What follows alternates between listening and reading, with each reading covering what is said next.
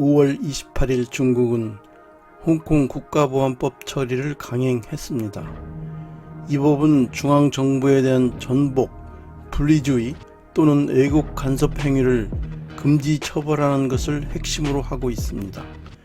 이 보안법이 발효되면 반중 인사를 수사, 체포, 기소할 수 있습니다. 물론 재판까지 모두 중국 정부가 직접 개입할 수 있습니다. 미국은 1992년 홍콩 정책법에 따라 홍콩을 특별구역으로 대우해왔습니다.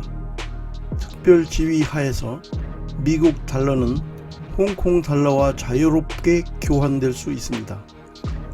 홍콩은 무역에 대해 우선적으로 대우받는데 관세나 기타 비용이 거의 또는 전혀 없음을 의미합니다.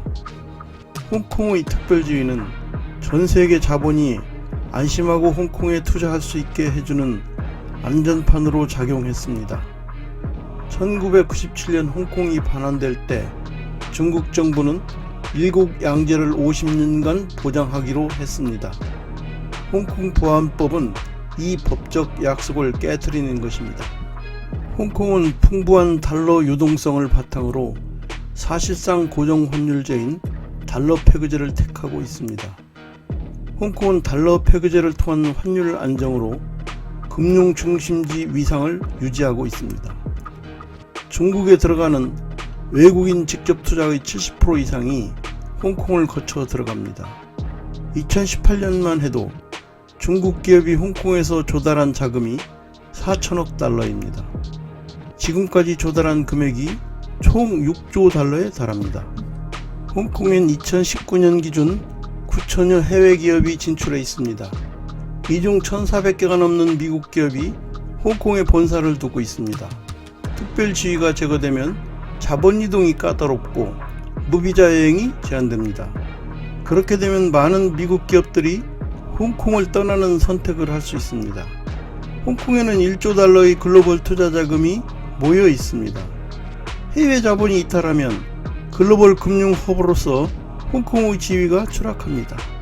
그러면 중국의 해외 자금 조달 창구가 닫힐 것입니다. 1997년 중국의 홍콩의 주권 반환 때 홍콩 주민들 중 30만여 명이 캐나다, 호주, 미국 또는 영국으로 대탈출했습니다. 시진핑은 팍스 시니카를 위해 패거제 붕괴로 미국과 단절되기를 바랍니다. 그러나 자유규업과 특권의 포기 때문에 쉽지 않았습니다. 그래서 외강아오 대만고 계획에서 홍콩을 소외시키는 조치도 취했습니다. 홍콩 반환 당시 홍콩은 전체 중국 GDP의 25%를 차지했지만 오늘날 홍콩의 생산은 본토의 3%에 불과합니다. 그럼에도 불구하고 여교에서 위안으로 지불한 금액의 70% 이상이 홍콩을 경유합니다. 중국으로서는 홍콩이 특별지위를 잃어도 중국의 피해는 크지 않다는 계산입니다. 오히려 미국은 2018년 홍콩에서 330억 달러의 무역 흑자를 기록했습니다. 중국 정부는 올해부터 금융시장을 점진적으로 개방하기로 했습니다. 중국의 금융산업 규모는 약 45조 달러로 추산됩니다. 홍콩이 글로벌 금융센터의 지위를 잃어도 서방의 자본은 심천이나 상해를 통해 거대한 중국의 금융시장으로 들어올 것으로 보고 있습니다. 처음부터 시진핑은 홍콩 보안법을 포기할 생각이 아예 없었습니다. 그는 미국과 유럽이 코로나 상태에 정신을 못 차리고 있는 시점을 택했습니다. 이러한 때 홍콩 보안법을 밀어붙이면 서방 세계는 별다른 반격을 못할 것으로 계산했습니다. 트럼프는 홍콩의 특별지위 박탈을 지시했지만 시점을 특정하지 않았습니다. 특별지위 박탈은 오히려 미국의 영향력이 감소하는 것을 의미합니다. 그러나 막상 특별지위 박탈이 시작되면 국제 환투기 세력들이 움직일 것입니다.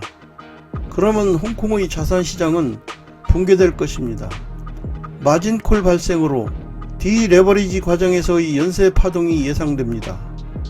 여기에 금융 허브로서의 홍콩의 기능이 훼손되면 금융 중심지로서의 홍콩은 쇠퇴 또는 소멸할 것입니다.